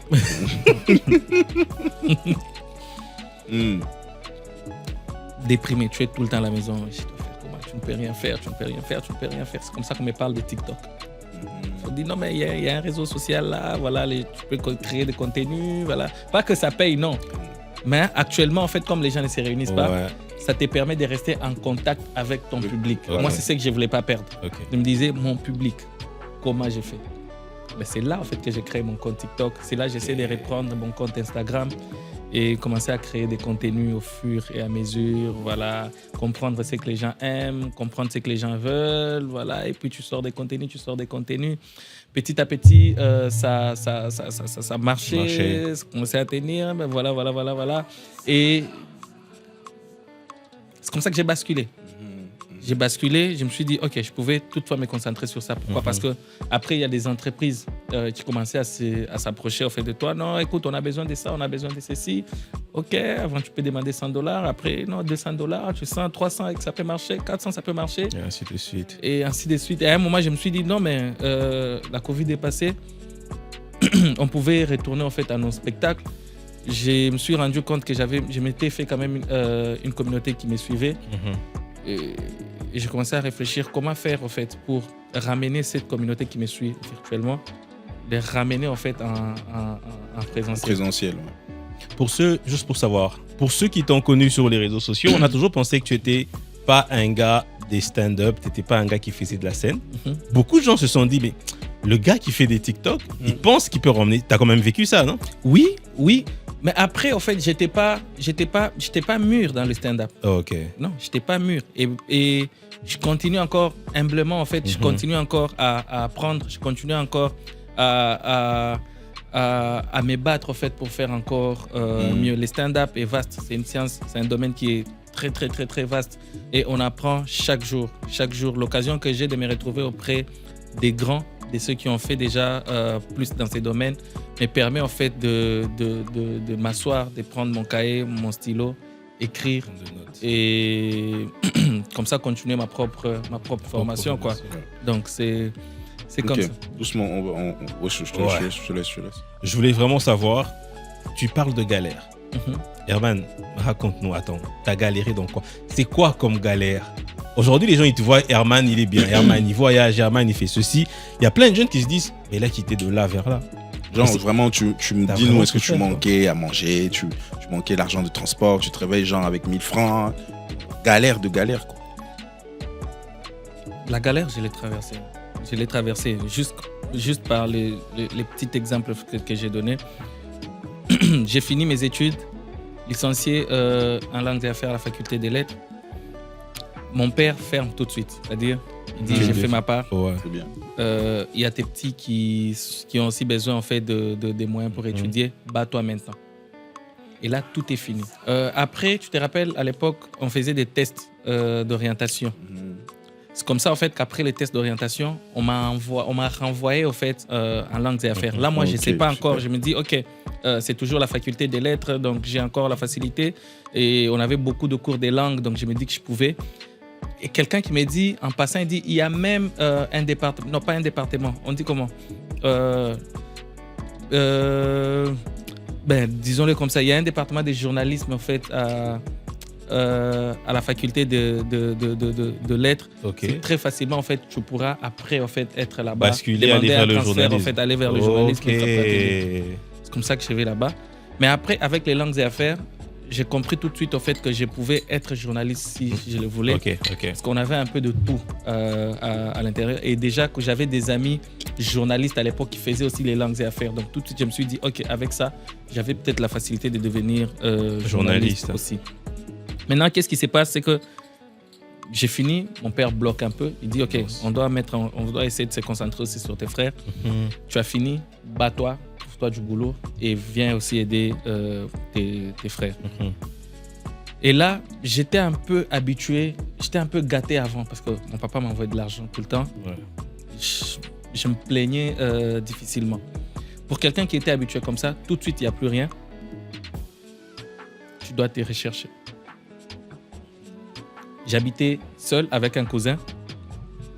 Il a fini ses études aussi. Lui, il a voyagé parce qu'il devrait bosser. Il a voyagé, il est parti à Sakagne, en fait, où il devrait travailler. On quitte la maison où on était. Ouais. Il faut te trouver une nouvelle maison. J'ai rien sur moi pour me trouver une autre maison. J'ai décidé de rentrer chez nous. Je rentre chez ma grand-mère. Après, tu vois, ça faisait des années que j'avais quitté la maison de mes parents. Même étant chez ma grand-mère, tu comprends en fait tout de suite que la vie n'est plus la même. Ouais. Voilà, T'as plus ta place. tu dépends de quelqu'un. Tu peux plus rentrer à 19h peut-être. Tu vois, t'es plus toi. T'es plus à l'aise à 100% en fait pour faire tout ce que tu peux faire. C'était difficile. Jusqu'à un moment, j'ai décidé de quitter. J'ai appelé un frère à moi, il s'appelle Rams. Il avait sa maison où j'y suis allé, je lui ai expliqué, il m'a dit écoute, viens, tu vas rester ici. Mais comme je l'ai dit tantôt, tu vois, quand tu habites chez quelqu'un, il faut te faire important. Rends-toi important même sur 2-3 trucs. Sur 2 ou 3 trucs. Ramène même du sucre, même du truc. Ouais. Lui, il sortait en fait, il travaillait, il mettait des carreaux. On les appelle comment? Les Carreleur. Carreleur. Ok, voilà. Il mettait des carreaux en fait dans la maison. Il les fait très très très bien. Je profite pour lui faire une petite pub. Il les fait très très très bien. Et moi, j'ai resté à la maison. Du coup, qu'est-ce qu'il fallait faire? Il fallait arranger la maison. Il fallait faire la vaisselle. Ouais, t'étais un peu l'homme de ménage. T'as pas de choix. T'as pas de choix. Pour quelqu'un qui travaille, il faut au moins quand il rentre, il trouve quand même, il s'est dit, ok. Il m'aide à quelque chose. Il m'aide à quelque chose. Au lieu qu'il va chercher de l'argent, il va rentrer, il va trouver par exemple la maison sale, il va trouver les assiettes sales, il va trouver il n'y a pas à manger. Et c'est lui qui rentre, il est encore obligé de faire ça pendant qu'il y a quelqu'un qui s'assoit et il prépare, il va mettre là-bas pour que vous puissiez manger. Non, il faudrait maintenant apprendre. Et c'est comme ça, il faudrait maintenant se battre. Tu prépares, tu fais ceci. Des fois, c'est lui qui te laisse un petit $10. Tu es en couple. Je m'attendais pas à cette réaction. Tu es en couple. Voilà. Et tu dois un peu, ouais. Tu dois faire quelque chose. À l'époque, j'ai sorti avec une fille qui venait de commencer l'université. C'est pas le bon profil. Chaud là. C'est quelqu'un qui vient de commencer l'université. Et tu sais ce qui se passe à l'université, c'est que celles qui viennent, ceux qui sont là, Je regarde déjà les nouvelles proies qui arrivent. Et toi, moi je viens de l'université, je sais comment ça se passe. Du coup, il faut assurer. Tu vas assurer avec quoi? Mais tu étais stressé. Tu vas assurer avec quoi? Avec les $10. Il faut déjà que tu manges. Il faut déjà que je mange. Il faut déjà que je me paie un peu de mégas en fait parce que je dois rester en ligne, je dois me connecter, je dois essayer de créer des contenus. C'était chaud. Je t'ai dit, tu n'as pas idée. Tu n'as pas idée de tout ce que j'ai traversé. J'étais là. À un moment, il m'a dit, écoute, même la plus belle femme du monde ne donne que ce qu'elle a. Moi, je suis carreleur, c'est ce que j'ai fait. Et tout ce que je pourrais faire, c'est apprendre. T'as fait ça? Ouf. Non. Mais il me suit. Bon, le mec, il a été carreleur. Il s'appelle Rams, il me suit. Il suivra cette vidéo, il saura en fait que c'est vrai. Il était avec ses petits frères. Ouais. Il les apprenait en fait à faire tout ça. Je suis parti premier jour, deuxième jour. C'est pas ciment, carreaux et tout. T'as cassé 2-3 carreaux. Oh, j'imagine. Il fallait encore payer. Le troisième jour, j'étais à la maison, je lui dis, je suis pas appelé à faire ça. Je lui dis, écoute, je suis vraiment pas appelé à faire ça. J'ai essayé, mais j'y arrive pas. Laisse-moi, je vais me concentrer sur l'humour. C'est ce que je sais faire. Voilà. Je vais me concentrer sur ça. Voilà. Vraiment, ce qui est bien avec alors, qu'est-ce qui se passe avec lui? C'est que il s'est engagé. Il s'est engagé, on l'a accompagné, il a doté, voilà, il a fait le bagage. Non, il faut libérer. On n'a pas besoin de te dire ce qu'il faut faire. C'est un nouveau marié. Voilà. Donc, du coup, j'étais obligé de bouger encore. Je bouge de là et là, je rentre chez mon frère. Mon cousin avec qui j'ai resté en fait quand on était étudiant. En ce moment-là, lui, il s'était déjà positionné. C'est comme ça que je rentre maintenant, je vais habiter chez lui. Je vais habiter chez lui tout en se recherchant, tout en se battant. C'était pas facile, je te jure. Je pouvais faire une semaine. Il y a certaines choses quand on raconte, les gens pensent qu'ils racontent seulement pour raconter. Non, mais mes amis savent au fait de quoi je parle. Je pouvais passer une semaine. Je n'ai peut-être même pas 2000 francs. Même pas. Une semaine comme ça. Genre, t'as même pas Il y a des choses que je vais insister. Une semaine, 100, 2000, 105 000 francs. Tu as une petite amie. Donc, tout ce que je commencerai à dire, tu as une... Au Congo, en Afrique, on ne va pas se mentir. Avoir une petite amie, c'est avoir une charge. Bien sûr. Parce qu'on s'est dit, on est africain, c'est l'homme. Tu dois assurer, tu dois la mettre à l'aise pour qu'elle n'envie pas. Voilà, ses copines qui sortent ses avec copines, qu'elle n'envie pas au fait dehors, qu'elle n'envie pas quelqu'un d'autre. Pas faire de trop, mais qu'elle arrive quand même à comprendre que les peu que tu as, c'est que tu es en train de faire quoi? Tu gères la base. Tu gères, tu essaies de donner. Mais maintenant, tu fais une semaine, tu n'as même pas 2000 francs. À peine, peut-être, tu peux avoir 5000. Déjà, elle Comment te donne tu gères avec elle? Tu as déjà demandé à ta petite amie de te tromper. Tu lui montres même, tu vois ce Sugar Daddy là, trompe avec lui. Regarde, je pense qu'en ce moment, c'est compliqué pour qu'on s'en sorte. Il faut que tu me trompes. Alors, on va évoluer rapidement parce que on court derrière le temps. Donc, alors et là, juste pour relier en fait quelque chose. Donc, qu'est-ce que je faisais? Deux fois, lui quand il partait au boulot, tu stresses un peu.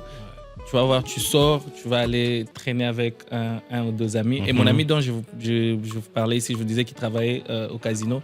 Et c'est lui qui me voyait souvent, en fait. On se voyait peut-être quand il sort faire ses courses, il va me trouver quelque part. Ah, comment s'il a un petit 2000 francs, 3000 francs, il te donne. C'est ça qui te fait tes 2000 de la semaine. Il te donne.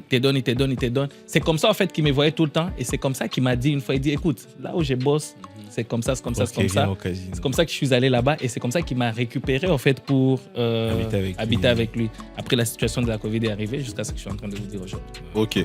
Donc là, on a compris un petit peu vraiment par quoi tu es passé. Et ce qui est bien avec toi, c'est que vraiment tu as vécu, c'est authentique et tu le rencontres aussi dans tes Et sketchs. la galère, il y a peut-être quelque chose que j'ai pas dit, ça serait pas bon de ma part.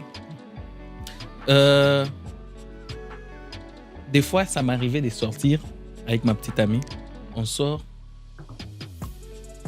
elle invite ses amis, je sais que je n'ai rien. Je me dis, mais qu'est-ce qui se passe?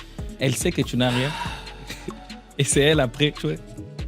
Non, elle te donne quelque chose. Ah, la honte.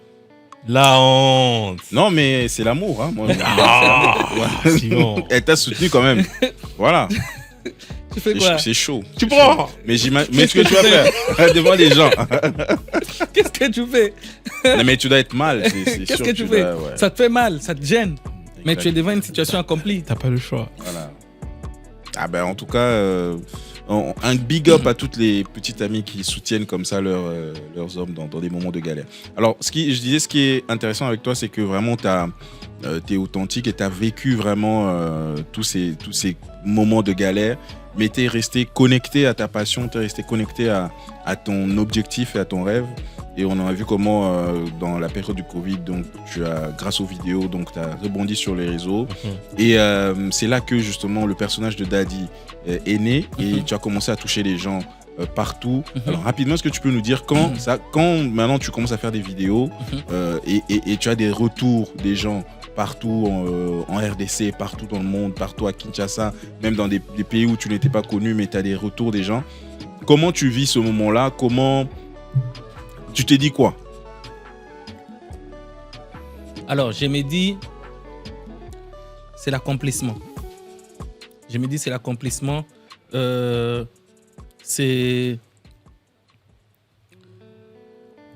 le prix des efforts. Donc, je commence à me dire, OK, ça commence à tenir. OK, ça va. OK, les gens apprécient. Mais au lieu de prendre le temps d'apprécier, j'avais beaucoup plus peur. Peur parce qu'on n'arrêtait pas de nous répéter que le succès est éphémère. Exact. Moi, ça me faisait énormément peur. Et jusqu'aujourd'hui, je ne le mens pas, je suis très honnête envers moi-même. Et je pense que c'est l'une des motivations pour moi de bosser, de continuer à bosser encore chaque jour. Parce que ça te dit chaque jour, profite-en. Profites-en, c'est éphémère. Un autre humoriste peut débarquer dans quelques semaines. Profites-en, il y a un autre Herman qui pourrait arriver. Profites-en, parce qu'il y a un autre tel qui pourrait arriver. Entre-temps, moi, je me dis, mais Seigneur, c'est ma carrière. C'est ma carrière. Je bouffe de ça. Je vis de ça. Et mon combat ou encore mon souhait, c'est que ça dure le plus longtemps possible. Mon combat, c'est que j'arrive à installer en fait quelque chose qui va perdurer. Je ne suis pas là en fait pour profiter du succès. Non, même pas. Le succès, ça vient, ça part. J'ai sorti, je suis dans le bruit. Les gens étaient très contents. C'est passé. Moi, je ne suis pas quelqu'un qui sort des concepts. Non, c'est marché, c'est sorti juste par rapport à ce qu'on a l'habitude de faire. C'est passé. il a fallu peut-être 1 ou 2 ans, 1 année ou 2 ans après, pour qu'il y ait surveillé le fleuve. Après, surveiller le fleuve, moi, je croise même des gens qui me disent « Mais tu nous sors un autre truc quand ?» Moi, je sors des vidéos. C'est ça. Je sors des vidéos, je sors des contenus. Donc, Donc, vous devrez peut-être vous baser sur ça. Mais ce que je suis en train de dire, c'est que j'ai réfléchi juste à comment construire une carrière qui va perdurer, que plutôt à me dire dans la tête « Ok, succès. » Donc, dès le moment où je l'ai vu comme ça, tout de suite, en fait, je me suis remise en question pour avoir l'idée de me reconstruire, en fait, au lieu de se focaliser sur les succès qu'on voyait arriver. Voilà, et pour parler de ça, pour durer justement dans ce métier, dans ce milieu, la plupart des comédiens, des humoristes se retournent vers le cinéma pour justement combler, parce que évidemment il y a un moment, comme tu dis, le succès arrête, il y a un autre humoriste, mais vers le cinéma il y a toujours des nouveaux challenges, il y a et c'est aussi un moyen, on va dire, rentable pour continuer sa carrière. Est-ce que toi ça t'intéresse de faire le cinéma? C'est vrai que tu fais des vidéos, mais quand on parle vraiment de cinéma, long métrage, court métrage, série, est-ce que c'est quelque chose qui t'intéresse ou tu as des idées déjà de basculer sur ce côté-là? Bien sûr, ça m'intéresse énormément, mais après il faut laisser les temps au temps. Il faut laisser les choses arriver au bon moment. Aujourd'hui, on a le plus grand festival de notre pays, la Grande Croisade. Mon festival, notre festival, votre festival. Ça n'a pas commencé tout de suite. Il fallait attendre. Je l'ai fait pour la première fois, c'était en 2021, je crois, en 2020, si je ne me trompe pas. C'était un essai. C'est bon, il y avait des gens dans un espace, la salle Climax à l'époque au bâtiment Hypnose, elle prenait, je crois, 146 personnes. On a eu 146 personnes. C'était bon, mais ce n'est pas l'image en fait, que j'avais en tête. J'ai dit à mes gens, ils me disaient félicitations. Je dis oui, félicitations, mais ce n'est pas ce que je voyais en fait. Moi, quand j'ai réfléchissais à la Grande Croisade, je voyais un truc, c'est qu'on n'est pas prêt, patientons. Voilà. On a patienté. 2 ans après, je crois, je leur ai dit, écoutez les gars, c'est le moment. On est allé, on a fait la première édition de la Grande Croisade au Pullman. On avait débordé, on a eu plus de 1200 personnes. Et l'année qui suit, on était obligé de les délocaliser en fait, du Pullman parce qu'il nous fallait un grand espace. Et on l'a ramené à l'espace qu'on est en train d'utiliser maintenant. On a un festival aujourd'hui où on fait plus de 2500 personnes chaque année, alors que la première fois, on a eu à peine 146 personnes. On a pu attendre. Pourquoi? Parce qu'on avait une vision, on avait des objectifs et on a su qu'il fallait attendre en fait, pour arriver à faire ça. Donc, les objectifs par rapport au cinéma, par exemple, oui, nous les avons, mais il faut attendre le bon moment pour que quand ça va arriver, qu'on applaudisse pour dire « ça a été bien fait ». Et c'est comment que tu reconnais le bon moment? Comment tu sais que c'est exactement maintenant? Tu les sens. Tu les sens parce que ce n'est pas que tu es là, bras croisés, en train d'attendre le bon moment. Non, c'est que tu travailles, tu prépares. Tu places les éléments les uns après les autres. Et à un moment, tu verras que tu as un tout. Et c'est en ce moment que tu t'es dit, OK, on est prêt, on peut lancer. J'ai eu beaucoup de propositions, que ce soit pour des séries, trucs, beaucoup. Mais après, tu réfléchis, tu t'es dit, je pense pas. Je pense pas que ce soit le bon moment, je pense pas. J'ai envie que quelque chose sorte, mais il faudrait que ça soit comme ça et comme ça.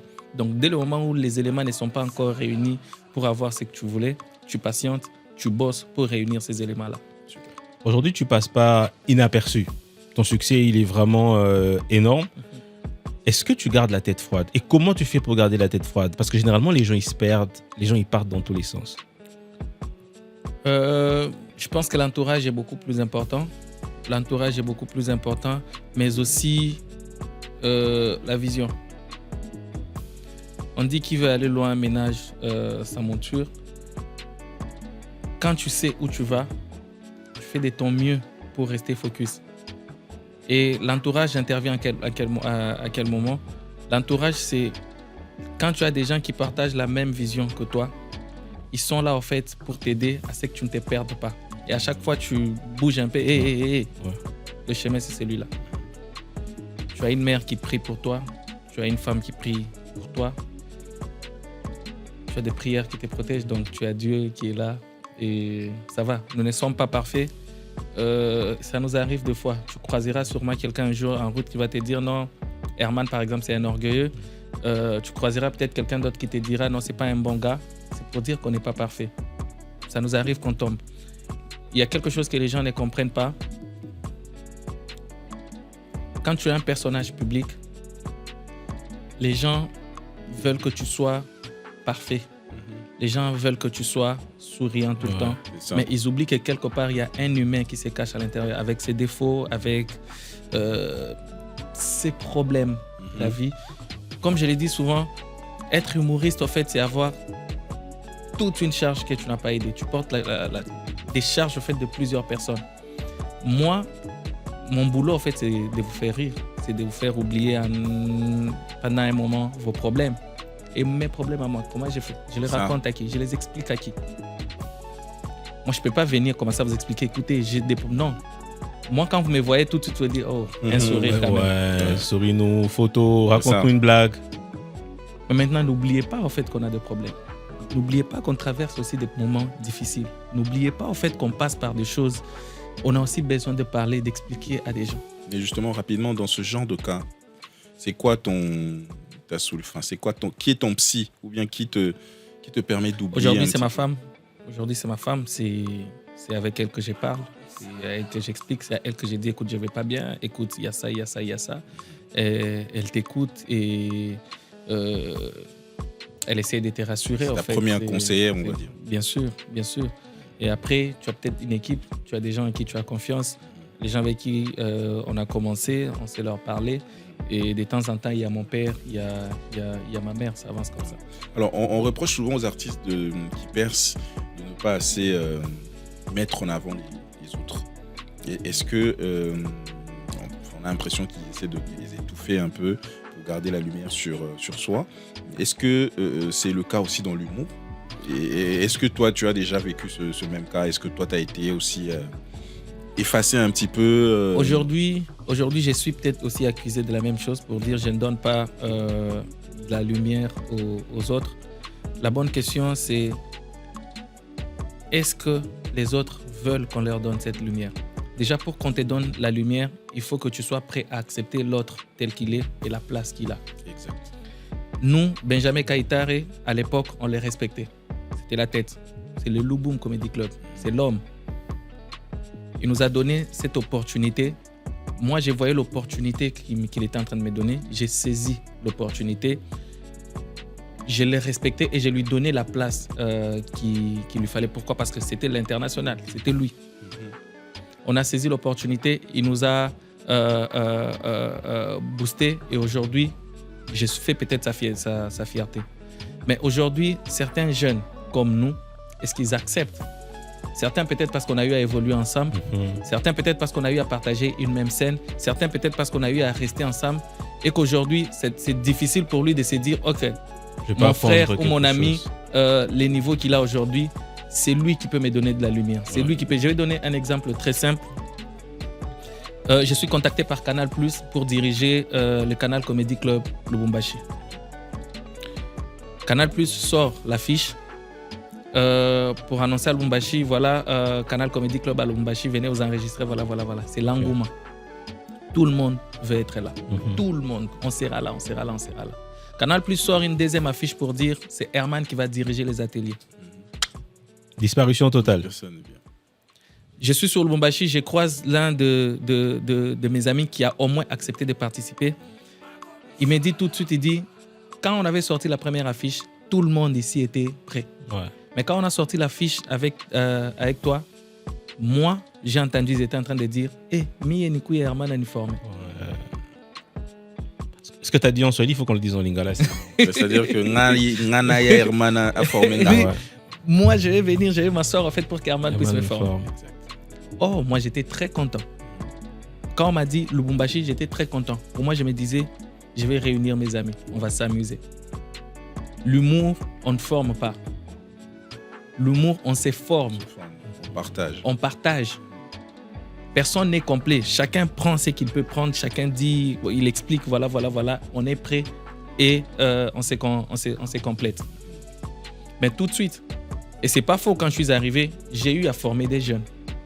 C'est-à-dire, il fallait prendre ceux qui ont accepté de se mettre à la place qu'il fallait. Très souvent, les gens refusent de se mettre, pardon, je t'interromps, les gens refusent de se mettre à cette deuxième place et veulent tous être à la première place, veulent être numéro 1, alors qu'ils oublient que tu peux être un mauvais numéro 1 et pourtant tu peux être un excellent numéro 2. Donc, ça pourrait être une occasion qu'on te découvre justement grâce à ça et peut-être même demain percer. On est face à ces genres d'accusations tous les jours. Pourquoi tu ne donnes pas de la force à tes amis? Pourquoi tu ne donnes pas de la lumière à tes amis? Pourquoi? Mes amis, mes vrais, je leur donne cette lumière. Mes vrais, je me bats en fait pour les peu qu'il y a qu'on puisse partager ensemble. Je vais donner l'exemple de mon réalisateur, Floka, que j'ai salué en passant. Il est là depuis les débuts. Quand on a organisé un événement sur Paris, j'ai dit, mon ami, je n'ai pas des millions à te donner. Tu m'accompagnes partout. Quand c'est à Lubumbashi, tu pars. Quand c'est à Goma, on est là. Pourquoi pas quand c'est à Paris? On y va. Ça s'est raconté ici. Ah, écoute, il va fouiller, il va dire. J'ai dit, c'est mon gars. C'est la famille. D'abord, Mon gars de sécurité. Je suis avec lui depuis le casino. C'est-à-dire, à l'époque où j'étais serveur, lui, il était sécurité au casino. Il faisait la sécurité au casino.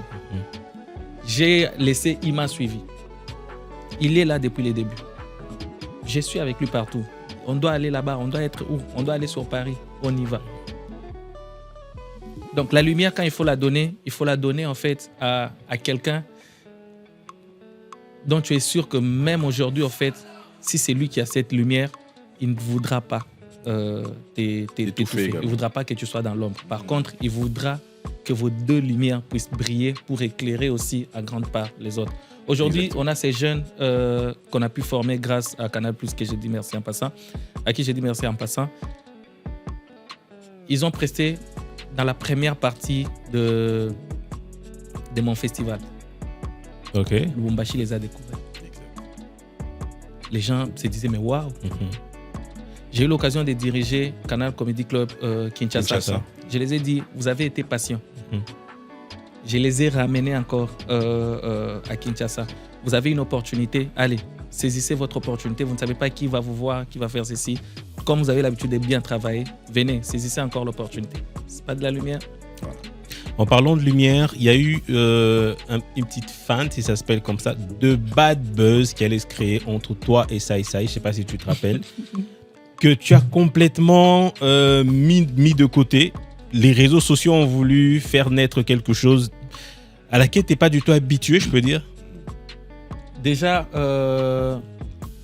les temps que je peux prendre pour être dans le buzz, pour faire le buzz ou encore les bad buzz, c'est les temps que je peux mettre à profit pour travailler. Je me dis, la lumière d'un buzz est toujours éphémère. Ouais. Ça, en fait, c'est un buzz, ça vient, ça passe, c'est fini. Mais la lumière d'un travail bien fait te fait traîner en fait sur la scène. Et ça, c'est ce que moi j'ai choisi. Le public fait ce qu'il veut. Chacun est devant son téléphone, il crée et dit ce qu'il veut. Après, c'est à toi de choisir si tu veux donner de l'importance à ça ou pas. Pour que ta carrière soit longue, moi, on me dit toujours, respecte les aînés. Et les aînés, ça en fait partie. C'est une légende. Moi, je ne savais même pas que j'allais devenir comédien. On s'asseyait devant nos télévisions en train de suivre Sai. Ouais. Et aujourd'hui, je me mettrai devant lui pour lui manquer du respect pour gagner quoi? Même Dieu, même s'il a tort et que moi j'ai raison, je pense que même Dieu ne te bénira pas. Tu vois? Même par simple respect et par simple reconnaissance, je pense que c'est très, très important. J'ai beaucoup plus à gagner en étant bien avec lui qu'en étant, en étant en froid en fait, avec lui. C'est un grand frère que je respecte énormément et il sait que je l'appelle tout le temps quand je peux. Grand frère, si j'ai des conseils à demander, je demande. Si j'ai à me plaindre, je me plains. Ben voilà. Et c'est pas seulement avec ça, c'est avec tout le monde. J'ai reçu il y a quelques jours l'appel de la légende, Ladi Sobé. Herman, ça va? Grand frère, ça va? Vous allez bien? Ça va. Ouais. En tout cas, j'ai pensé à toi aujourd'hui. Je voulais juste t'appeler pour t'encourager, te dire que tu es en train de faire la fierté du pays. Courage, continue comme ça. Ah, c'est top. Après, il m'a appelé. Je ne sais pas combien j'étais content. J'avais même envie de faire la capture pour mettre sur mon statut. Ouais.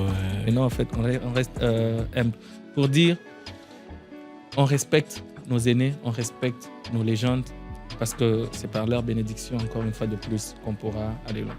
Voilà, alors on était trop sérieux quand même, on va se détendre un peu. C'est vous qui étiez très On Non, mais c'est Mais toi qui important. nous raconte tellement des Voilà, belles histoires, tu vois. Il fallait qu'on te soutire Donc ces vous infos. prenez tout ce que Ouais. je suis en train de dire ici au sérieux. Non, tu vas pas nous faire ça. Les gens Non, ici. mais tu vas pas nous faire ça. C'était des scénarios. Alors, pas nous faire ça. moi, avant qu'on continue, j'aimerais savoir comment Kinshasa t'a accueilli. Parce que, évidemment, tout ce que tu faisais en termes de vidéos, en termes de scènes, c'était 100% Lubumbashi. Après, tu as décidé de venir à Kinshasa. Comment on t'a accueilli dans le milieu? Comment tu t'es imposé ici? Est-ce qu'il y a eu des blocages? Comment ça s'est passé? Rapidement, vraiment. Alors, les blocages, je pense pas. C'est aussi une question de vision. Moi, je parlerai toujours comme ça, en fait, parce que à un moment, je me suis fixé comme objectif. Je me suis dit, je dois être, comme on était plus sur les réseaux sociaux, je me suis dit, je devrais être le premier artiste, le premier comédien bouchois ou katangé le plus suivi sur le plan provincial. Ok. J'ai mis la liste Alliance Kassongo, c'était les derniers à qui j'avais dit. Et puis j'avertissais. Ouais. Alia, ta copine t'a bientôt. Oui. On a ri comme ça, mais pour moi, en fait, c'était mes objectifs. Exact. La concurrence loyale, je dois me battre. Parce que je me dis, plus lui va se battre pour que je ne le dépasse pas, plus moi aussi je vais me battre et on avance tous comme ça. À un moment, j'ai constaté en fait que je l'avais dépassé et j'avais plus sur les nombres d'abonnés ou de visibilité en fait sur les réseaux sociaux. Au Katanga, il y avait plus. Ouais. Qu'est-ce qu'il fallait faire? Il fallait s'attaquer sur le plan national. Et sur le plan national, j'ai vérifié, il y en avait. Et le top, c'était Richka. Qu'est-ce que j'ai fait? Je suis descendu sur Kinshasa. La première personne que j'ai cherchée, c'était Richka. Des bons cœurs qu'il était, mon ami que j'ai salué en passant. Il m'a reçu, on a fait le premier contenu, on est devenus potes, voilà. Et à lui aussi, j'ai dit, l'objectif, Attention. C'est de dépasser. C'est bien, au moins tu les avertis avant, oui. comme ça. Ils vont pas dire qu'ils n'ont pas été informés. Hein. Donc, il a été là, il m'a donné la place, il a réuni les autres, dit ouais, écoutez, c'est notre gars, c'est notre frère, et on est resté ensemble. Il y a des contenus qu'on a eu à faire ensemble, et c'est parti comme ça. Alors, on avait prévu de se faire un petit quiz. Je pense que tu vas aimer. Premier, c'est dis-nous si tu étais un footballeur. Déjà dans ma tête, je suis en train de penser à des On choses. sait déjà l'équipe, ça c'est sûr. Si tu étais un footballeur, tu serais qui? Si j'étais un footballeur, c'est connu. Il n'y a qu'un seul footballeur dans le monde des footballeurs. Ah ouais, Cristiano Ronaldo. Oubi. Un YouTuber. Là, c'est un YouTuber. Il n'y a qu'un seul Ok. footballeur, c'est Lionel Messi. Mon frère. Les autres non. là, Baissez vos verres. les autres Ah là, non. c'est des Oubi. Baissez Ah vos verres. Baissez vos verres. Si tu étais, alors là, je sais pas, là je sens que tu vas quand même un peu galérer. Si tu étais une chanson, si tu étais une chanson, Herman a mis ici, chanson. Tu serais quelle chanson? Ça va peut-être étonner plusieurs personnes, mais il y en a deux. Ok. Il y en a deux. Il y a Nazali de Gali. Ah, j'aime. Il y a une chanson du pasteur Denis Ngonde. Ah vraiment, t'es dans ce genre de chansons, toi? Non mais on dirait pas. Mais ça, tu l'écoutes à quel moment cette chanson, Celle-là. franchement? Des moments Tu l'écoutes pas dans de la repli. voiture? Des moments de repli. Ok. Des moments de Ok. repli, ça peut être dans la voiture, ça peut être chez moi. Des moments où je suis calme, je suis en train de réfléchir. Vraiment des moments de repli. C'est les genres de chansons. Ok. Denis Ngonde, 100%. Ok. Papa, si vous me suivez, merci beaucoup pour Ça, c'est la pour toutes ces légende. chansons. C'est la légende, c'est la légende. D'ailleurs, ils sont en trois en matière de mélancolie. C'est-à-dire, si aujourd'hui tu mourrais et que leurs chansons ne jouent pas à ton deuil, c'est que tu n'es pas bien mort. il faut revoir toi-même ta propre mort. On les connaît Réveille-toi bien. et dis-toi, tu le connais? Il y a oui. Denis Ngonde, Matou Samuel.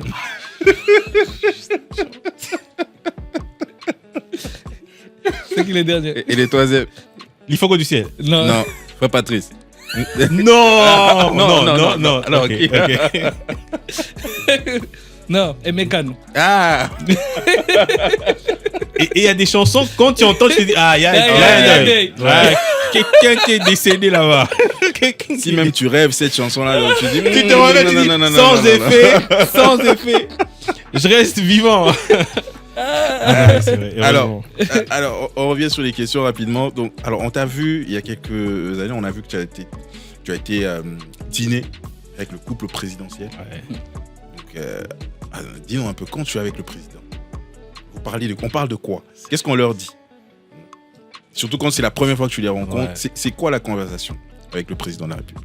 Moi, la première fois que je les rencontre, c'est à Lubumbashi, lors d'une prestation. Il y avait beaucoup de comédiens. Heureusement pour moi, peut-être ce soir-là, c'était un bon soir pour moi. J'ai bien presté et qu'il avait apprécié. La deuxième fois, je les rencontre, c'était à Kinshasa, lors d'un autre événement. J'ai presté encore une fois de plus. J'ai bien presté et à la fin, il me félicite. J'ai l'un de mes sketchs où je me présente, j'ai dit Pasteur Béton. J'ai fini quand je l'ai salué, il me dit Pasteur Béton, ça va? Tu dis ça va? Ah, c'est lui qui me dit Pasteur Non, Béton. quand il te dit ça va, toi tu dis ça va. Non, Herman. Non. Comment tu peux dire au président que ça va? Comment ça va? Et s'il part? Et s'il dit ok, c'est bon, au revoir. Non, ça va en détail. Pas en gros. Ça va en détail, mais pas en gros. Non, mais donc, je pense que comme un professionnel, normalement, tu réponds, ça va, ça va. Non, ça, c'est nous les personnes lambda. Quand le président te dit, mon fils, ça va? Ça fait une semaine que j'ai pas mangé. Il va te dire, ça ira. Non. Tu peux jamais dire ça va, sinon on va te mettre au bimine d'aucun famille. Quoi? Donc, la plupart les nombres de fois où je l'ai rencontré, pour la plupart du temps, c'est toujours lors des prestations. Ouais. Ça me fait juste plaisir de savoir qu'il y a le numéro 1 du pays qui apprécie énormément ton travail. Mais qu'est-ce qu'il te dit personnellement? Il te dit quoi, hein, Herman? On sait tous que l'un de ses combats ou encore l'un de ses objectifs, c'est pousser la jeunesse à réussir. Mm-hmm. Et aujourd'hui, j'en fais partie. Donc, à chaque fois, ce sont toujours des conseils et des motivations en fait, pour aller encore plus en avant. Voilà. On touche combien à une prestation comme ça? Allez, quand le président est content, on nous dit que quand le président est content, tu es content. Ça se voit par son sourire, tu vois. Non, mais c'est toujours une exclusivité. Quand papa sourit, les enfants sourient. Voilà. Mais dis-nous une exclusivité, genre donne une fourchette. Ça calme. Non, mais comme tu as dit, hein, le président a pour ambition de pousser les jeunes. On peut nous pousser aussi, merci. Hein. Un 50K comme ça. 50K, 60K. Non, mais je pense que c'est un côté qu'on devrait apprécier. Ouais. On n'est pas tous parfaits, mais on a un président ouvert, humain. Ouais. Et ça, c'est vraiment un papa. C'est les côtés les plus importants. C'est le côté où quand tu lui parles, tu sens en fait que il y a quelqu'un qui t'écoute et toujours prêt en fait à apporter des solutions. Donc, Monsieur le Président, merci pour tout. Comment on choisit les blagues qu'on va faire devant le président? Tu sais que c'est frustrant, c'est stressant, c'est inquiétant. Oui. Est-ce qu'on les fait relire on avance à ses équipes? C'est la partie où tu comprends, on dit dans l'humour, il y a ce qu'on appelle le cadre spatio-temporel. C'est-à-dire, les blagues dépendent aussi du cadre. Il y a une blague que tu peux raconter en boîte de nuit, il y a une blague que tu peux raconter à l'église et il y a une blague que tu peux raconter devant des cadres d'entreprise. Donc, il y a une blague qui peut faire rire le matin, il y a une blague, une fois qu'il est 12h, elle n'a plus sa place et le soir, elle peut peut-être prévenir. Désolé ou pas. Donc, c'est juste une question de choisir en s'adaptant à sa cible. Je t'ai dit, c'est le président qui est là, c'est le Premier ministre qui est là. Je suis face aux députés, je suis face aux cadres d'entreprise. Donc, il faut leur raconter des choses de leur niveau, quoi. Voilà. Et tu les fais relire quand même ou on te fait confiance? Il y a des moments où on te fait confiance, mais il y a des moments où, par exemple, le spectacle que tu avais fait devant les médecins, là. Gratuité de la maternité. Ouais. Voilà, j'ai presté devant la sécurité avant. C'est clair. Et puis, le comble, c'est que tu t'imagines, On dit l'événement est en train de passer en direct de la télévision nationale, donc on ne peut pas prendre le risque de te laisser passer comme ça, ouais. sans qu'on sache qu'est-ce que tu vas aller dire là-bas. Donc du coup, la garde rapprochée, on t'écoute, on dit non. Fais nourrir. Et je suis sûr ils ont pas la tête à rigoler. Ils vont pas rigoler. J'étais là, j'ai répété mon sketch. Ils étaient là. J'ai dit, ils faites même semblant. À un moment, j'ai coupé d'abord mon sketch. J'ai dit, je sais que c'est votre boulot. Ouais. Mais n'oubliez pas que je dois après aller faire rire le président. Si vous ne me mettez pas en confiance, c'est que vous me tuez là-bas. Je sais peut-être que votre métier vous empêche de rire. On va penser que vous n'êtes pas sérieux. Mais faites même. T'as l'impression que t'es pas drôle. Mais oui. Ils m'ont laissé, j'ai répété, j'ai fini. Personne n'a ri. Et à la fin, ils me disent, tu vois ce que tu viens de dire là? Textuellement.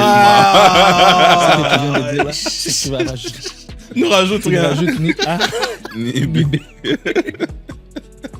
Moi, la vie, c'était bien marré en même temps. Non, ouais, c'était super. C'est comme ça je revois avec encore ces les boulots. slides. Comme ça avec ces boulots. Et qu'est-ce qui te fait le plus peur actuellement là? Échouer. Tu as tellement des gens qui croient en toi. Tu as tellement des jeunes qui te prennent pour exemple. Et la peur de décevoir toutes ces personnes. Donc, chaque jour qui passe, tu essaies de te surpasser, tu essaies de réfléchir encore comment faire pour faire mieux, pour non seulement t'honorer toi, mais aussi rendre fiers ces gens qui croient en nous, à qui j'ai dit une fois de plus merci. Tu étais à Paris, au Casino de Paris. J'ai envie de te demander quelle est la blague qui a le plus marché avec ce public-là, que peut-être ça va pas marcher chez nous. Tu vois ce genre d'adaptation-là? En fait, les Parisiens, comment ils nous appellent? Les blédards. Les blédards. Et nous, comment on les appelle? Comment ils appellent? Les wesh. Ok. Alors, il y a une blague, j'ai dit Herman Amissi, chez les wesh. Messieurs et dames, l'église s'est déplacée. Aujourd'hui, l'église chez les wesh. Moi, en train de prêcher les wesh. Messieurs et dames, croyez en vous. Qui lui crie qu'un jour, les wesh se réuniront pour écouter un blédard. Et là... Ouais, là, c'est 2 points. 2 points marqués. Messieurs et dames, n'abandonnez jamais vos rêves dans la vie. Qui lui crie qu'un jour, les wesh se réuniront pour écouter un blédard.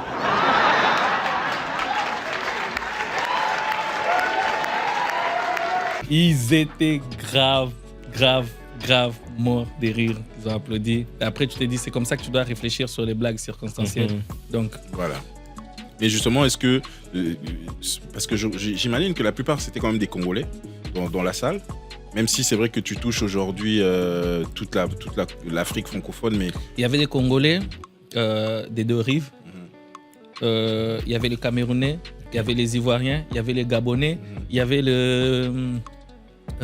c'est quoi Les Maliens? Non, pas Haïti. Non.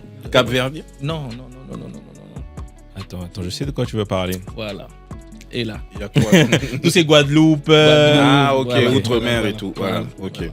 Mais est-ce que ce public-là est différent, on va dire, vraiment du public de Kinshasa? Pas totalement différent. L'Afrique est la même. La différence est juste sur des détails culturels. Mais des bases, l'Afrique, elle est la même. Il y a une blague, exceptionnellement, en fait, même si elle revenait encore, ils vont l'entendre. Ce que j'ai dit, j'ai dit, en Afrique, si ta maman ne t'a jamais tapé, c'est qu'elle t'a jamais aimé. C'est partout. Et tout de suite, tout le monde s'est retrouvé. Ouais. C'est là que tu comprends que l'Afrique, elle est la même. Enfin, on est un même peuple partout. Et puis, il y a une suite. Je voulais donner la suite, mais venez le premier. Ah ouais, c'est vrai. On note pas tout. Mais d'où t'es venue l'idée d'aller jouer ce spectacle-là? Mais raconte un peu comment t'as vécu ce moment-là. J'ai dit ici, au début, que tout est une question de vision. Au début, quand les choses ont commencé à marcher, quand j'ai constaté, en fait, pendant mes lives, il y avait des gens qui écrivaient « Ah, on te suit depuis Paris, on te suit depuis Paris. » Après un moment, avec tes réseaux sociaux, tu essaies de voir, tu remarques, en fait, que non, en dehors de la RDC, en dehors de la Côte d'Ivoire et du Cameroun, il y a Paris, en fait, qui ressort, en fait. Il y a Paris, il y a le Canada et d'autres pays. C'est comme ça que je disais à mes gars, on devrait faire un spectacle l'un de ces 4 matins à Paris. Donc, très important de on suivre les les disait statistiques. déjà avant, Ok. mais après, il fallait travailler. C'est ce que je suis en train de dire. Il fallait attendre le bon moment. Ok.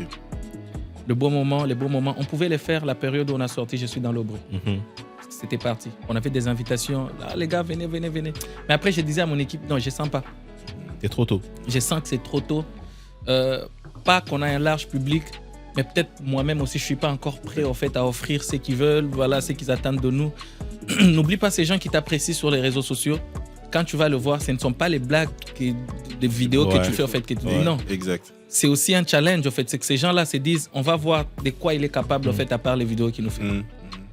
Donc il fallait encore patienter. Après, paf, il y a eu surveiller le fleuve. Je me suis dit, on allait faire une tournée avec le bilan de la surveillance du fleuve. Paris n'était même pas encore... Désolé, Paris n'était même pas encore sur la liste. Ouais. C'était prévu Brazzaville, Kinshasa, Lubumbashi et une tournée peut-être dans 2 ou 3 pays africains. Mais après, en réfléchissant avec l'équipe, on s'est dit, le gars, pourquoi pas Paris? C'était comme ça, en pleine discussion avec mon gars Joël Lamika. Il m'a dit, si on faisait un spectacle à Paris? Je dis, oui. Après, toute la diaspora, elle est concernée en fait à la surveillance du fleuve. Oui. Après, il y a eu des propositions en fait sur des salles. Je dis, non, écoutez, je connais une salle là, 400 personnes, 500 personnes. Je dis, moi, si je dois faire un spectacle en dehors de mon pays, il faut que ça soit une histoire qui va s'écrire directement.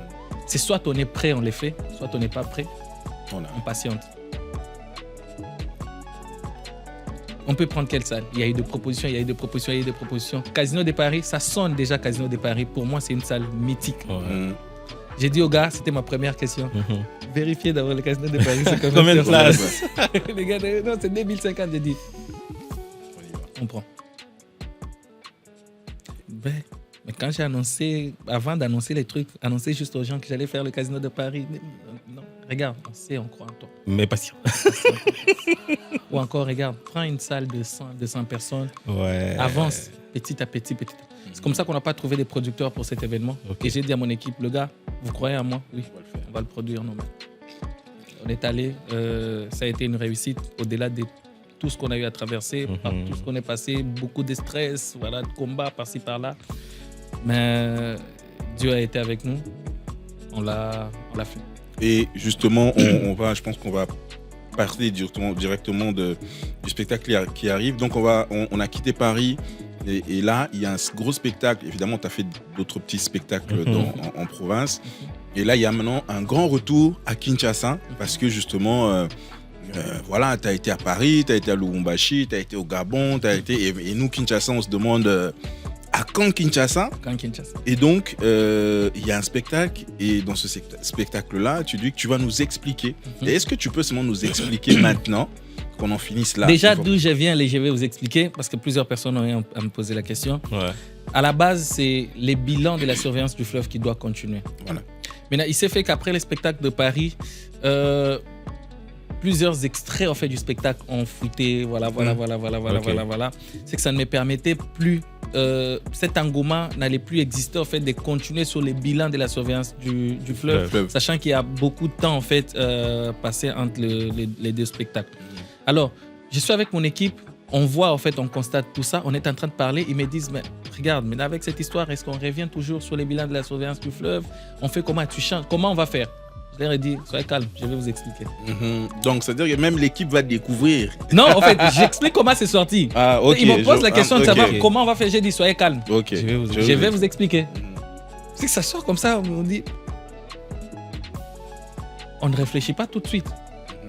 On s'est dit, qu'est-ce qu'on va faire? J'ai dit, écoutez, on peut partir sur base d'un autre spectacle en gardant en fait les parties qu'on a, les meilleures parties qu'on a et rajouter en fait d'autres choses sur base de tout ce qu'on a déjà écrit. Il dit, ok, ça va. Mais comment on fait? C'est quoi les thèmes que tu choisis? C'est là. on réfléchissait maintenant, on s'est dit non mais il faut quand même un thème qui va scotcher, il faut un thème qui va attirer l'attention des gens. Et en parlant comme ça, il dit, toi tu venais de dire ici que tu vas nous expliquer, non? Mais tout ce que tu es en train de faire sont des explications que tu es en train de donner, non? Mais on y va, vas-y sur la même option. Appelle tes gens pour les expliquer. Tu les appelles pour les expliquer pourquoi tu as arrêté les bilans de la surveillance du fleuve. Tu les appelles pour les expliquer pourquoi en fait tu condamnes les célibataires. Tu les appelles pour les expliquer pourquoi les Real c'est l'équipe la plus nulle du monde. Il y a tellement d'explications sur toutes ces questions en fait que nous posons. Pourquoi autour d'un verre alors qu'on a 3 verres ici? Donc, il y a tellement de choses sur lesquelles on va parler, sur lesquelles je vais vous expliquer. Mais tu sais, ce concept, je vais vous expliquer, tu es capable de l'étendre encore partout. Donc ça fait que tu vas quitter de sauver le fleuve à je vais vous expliquer et t'en fais même une tournée.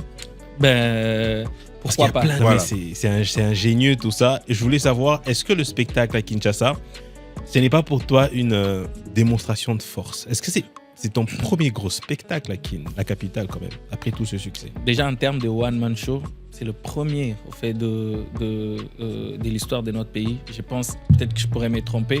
J'ai dit bien en termes de one-man show. Voilà. Sinon, on a eu les festivals Toseka qui réunissaient plusieurs milliers de personnes. Mais en termes de one-man show, je pense que ça serait le premier. Et peut-être les autres ne l'ont pas fait avant parce qu'il n'y avait pas aussi d'espace au fait, comme ça pour faire des gros événements. Mais maintenant, l'État a songé à nous. Il n'y a pas seulement les centres financiers, il y a les centres culturels au fait, aussi. C'est bientôt prêt. Donc, je pense qu'on pourra en faire. Pour moi, c'est un moment de retrouvailles. C'est un moment de retrouvailles avec ce public qui m'a beaucoup manqué. C'est un moment d'explication, c'est un moment de restitution, c'est un moment de présentation des bilans sur tout ce qu'on a eu à faire. Ça tombe bien, c'est en novembre, un mois avant la fin de l'année. Donc on peut encore déjà projeter aussi 2025. Pourquoi pas faire les bilans de 2024. C'était en janvier ici, les prophètes te disaient 2024 c'est ton année. On est là. Alors, mais ça sera un spectacle de combien d'heures? 1 heure. C'est 1 heure.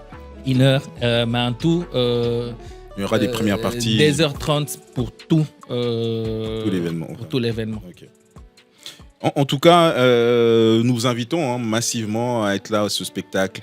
Ça sera au centre financier de Kinshasa. Je pense que c'est comme ça qu'on... Ouais, le centre financier de Kinshasa, le 1er novembre. À quelle heure? À 18h07. À 18h07. Heure d'où déjà? De Bumbu.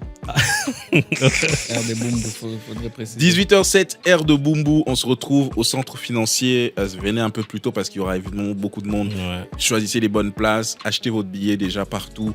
Et ne ratez pas cet événement où on va tout nous expliquer. Herman Amissi sera là donc, pour ce grand spectacle à Kinshasa. T'as combien? Il faut le dire quand même. $20, $50 et puis les places VVIP sur réservation. Voilà. Et tous ceux qui auront des invitations seront dehors. On pourra mettre le lien parce que tu as quand même partagé où est-ce qu'on peut acheter les billets. On oui, va quand même actuellement mettre le lien c'est encore en ligne et très bientôt, je crois dans quelques jours, les billets physiques seront dispo. Mais en tout cas, désolé, les billets physiques seront dispo. Ouais. En tout cas, s'il y en a encore, parce que déjà en ligne, à peine qu'on a lancé, il y a presque la moitié des billets qui sont déjà partis. Voilà. Alors, en tout cas, je pense qu'on va, on est vraiment en train de chuter parce qu'on est déjà à plus d'1h30 de... Ça passe vite, hein, vraiment, avec toi. On ne voit pas les temps passer. On ne voit pas les temps passer. Je pense qu'on aura... C'est comme ça, quand les riches parlent, tu vois, c'est comme ça. En tout cas, et nous, on a eu un grand plaisir à t'écouter et je pense qu'on aura besoin que tu reviennes encore parce qu'il y a beaucoup de questions qu'on n'a pas posées, il y a beaucoup des sujets qu'on n'a pas évoqués, qu'on aimerait justement te revoir. Peut-être après le spectacle pour qu'on fasse avec toi également le bilan que tu nous expliques un petit peu. Rapidement, je crois qu'en 2026, tu auras 10 ans de carrière. Est-ce que tu prépares déjà un événement? Est-ce que tu y réfléchis 2026, 10 ans de carrière. Je crois que tu as commencé en 2016 professionnellement. Non, professionnellement parlant, je pense que j'ai commencé en... Non, c'est pas en 2016, c'est en 2018. Arrête de rajouter des années pour pas fêter tes 10 ans. Hein. C'était en 2016. Il rajoute un peu pour pas On a fait des recherches. Non, c'est en 2016. C'est en 2016, en fait, que tu as commencé. Non, le premier Louboum. Le premier Louboum avec les Souké Siriki. C'est en 2018. 2018. On peut dire que c'est là que tu as commencé ta vraie carrière, quoi. En 2016, oui. En 2016, c'est-à-dire la première fois que j'assiste au Comedy Club qu'organisait le Lobong Comedy Club, Ok. je pense que c'était fin 2016. Ok. Après, début 2017, j'ai intégré, en fait, je commençais à intégrer le Lobong Comedy Club. Et puis au fur et à mesure, voilà, les temps passaient vite. Mais je crois que les Souké Siri qui sont venus sur le Bombashi en 2018. Les gars, aidez-moi à vérifier moi-même. J'ai commencé ma carrière quand Donc je devrais encore revoir. Mais je pense que c'est en 2018 si je ne me trompe pas. Donc si j'avais eu à dire 2016 quelque part, peut-être c'est soit une erreur ou encore soit à mes basins. Sur la première fois en fait, où je suis allé assister à un événement. Alors, avant que Simon ne clôture ce podcast, on avait un petit jeu qu'on va faire avec toi. Je crois que ce sera le dernier jeu. On a un jeu qui est de quitter la pièce si tu entends le nom d'un footballeur ou d'un joueur meilleur que. Ok? Il est prêt à quitter la pièce ou pas? Ok. Quitte la pièce si tu entends le nom d'un joueur meilleur que Lamine Yamal. Ok. Le grand Rodrigo. Quel grand? Grand Rodrigo. En taille ou bien? Non. Il faudra continuer. Ok, on quitte pas la pièce. Ah. Le célèbre Vinicius Junior, Herman. Il dort même carrément. Ok, d'accord. Il quitte pas la pièce. Ouais. Le très populaire, en tout cas, lui, il a fait le carton en Espagne.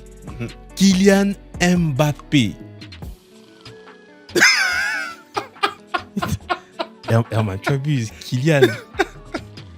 Ok, d'accord. Le légendaire, le seul et l'unique, il n'y en a pas deux, Cristiano Ronaldo. Il est vieux même. Le youtubeur, faut dire le youtubeur. Non, mais attends, Cristiano Lamine Yamal. Non, le youtubeur. Cristiano, je rappelle que Cristiano fait le même métier que Miguel Niema en ce moment. Bon, ok, d'accord. Pour finir, est-ce que Lamine Yamal quitte la pièce si Lamine Yamal est meilleur que Lionel Messi? Qui?